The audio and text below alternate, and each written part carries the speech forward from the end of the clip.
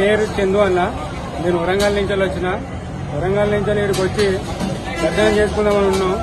అన్నాక గుండెగా వేయించుకున్నాక లంచుకొని వచ్చినాం.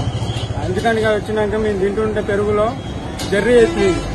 ఆ జర్రీ ఎందుకు వచ్చింది అంటే వస్తుంది పోవని అంటున్నారు. నేను గట్టిగా లేచి వీడియో తీసి నేను వీడియో ఓపెన్ చేసి చెప్పే వరకు తర్వాత అధికారులు వచ్చి అప్పుడు ఊకోండి సార్ ఆకులో వచ్చింది అది వచ్చింది అంటాను. ఇట్లయితే నెగ్లిజెన్స్ ఎట్లా? మా లాంటి పిల్లలు మాకు ఇంకోళ్ళకైతే ఫుడ్ పాయిజనింగ్ అయ్యి ఇంకేమన్నా అయితే సెక్యూరిటీ ఎట్లా? ఎవరు బాధ్యతలు ఉంటారు? ఇన్నెగ్లిజెన్స్ గా ఉండి మాట్లాడుతున్నారు వాళ్ళు మాతోని. ఆ బిహేవియర్ లేదు, నెట్టేస్తున్నారు. అందరి ముందర కిందికి రమ్మంటున్నారు. ఇది కరెక్ట్ కాదన్న. ప్రభుత్వం ఏదో ఒకటి ఇచ్చి వాళ్ళకి చర్య తీయాలి. చట్టంగా వాళ్ళకి మొత్తం అన్ని చేయాలి. ఎక్కడ వచ్చారు? ఎన్ని గంటలకు జరిగింది? ఇది 1:30కి అన్న. 1:30కి లంచ్ చేసుకున్నాం.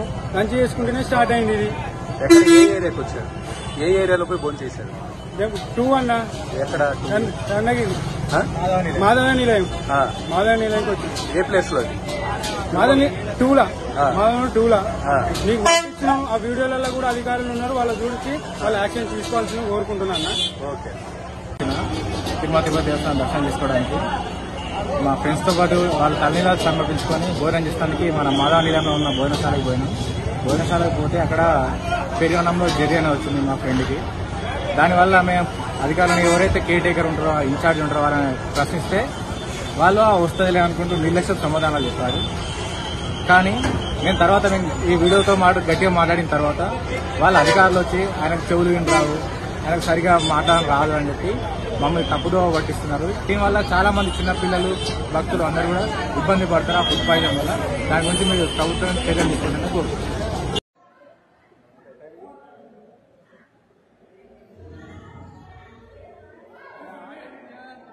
నా పేరు చందు అన్న.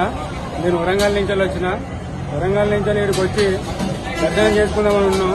అన్నాక గుండెగా వేయించుకున్నాక లంచుకొని వచ్చినాం. లంచుకొని వచ్చినాక మేము తింటుంటే పెరుగులో జర్రీ వేసింది.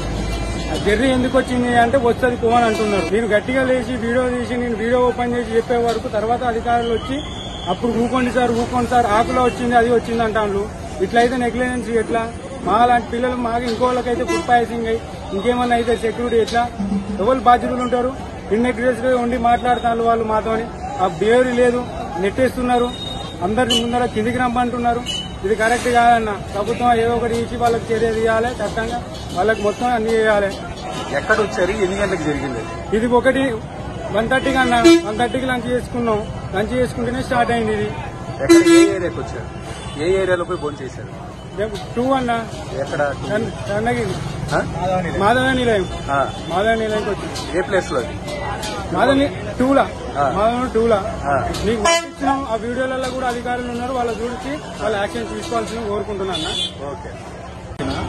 తిరుమల దేవస్థానం దర్శనం చేసుకోవడానికి మా ఫ్రెండ్స్ తో పాటు వాళ్ళ తల్లిదండ్రులు సమర్పించుకొని భోజనం చేసడానికి మన మాధవ నిలయంలో ఉన్న భోజనశాలకు పోయినాం.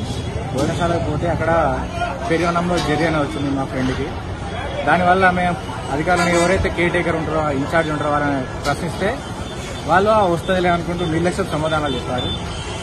కానీ మేము ఈ వీడియోతో గట్టిగా మాట్లాడిన తర్వాత వాళ్ళ అధికారులు వచ్చి ఆయనకు చెవులు విని రావు, ఆయనకు సరిగా మాట్లాడడం రాదు అని చెప్పి మమ్మల్ని తప్పుదోవ పట్టిస్తున్నారు. దీనివల్ల చాలా మంది చిన్నపిల్లలు భక్తులు అందరూ కూడా ఇబ్బంది పడతారు ఆ ఫుడ్ పాయిజన్ వల్ల.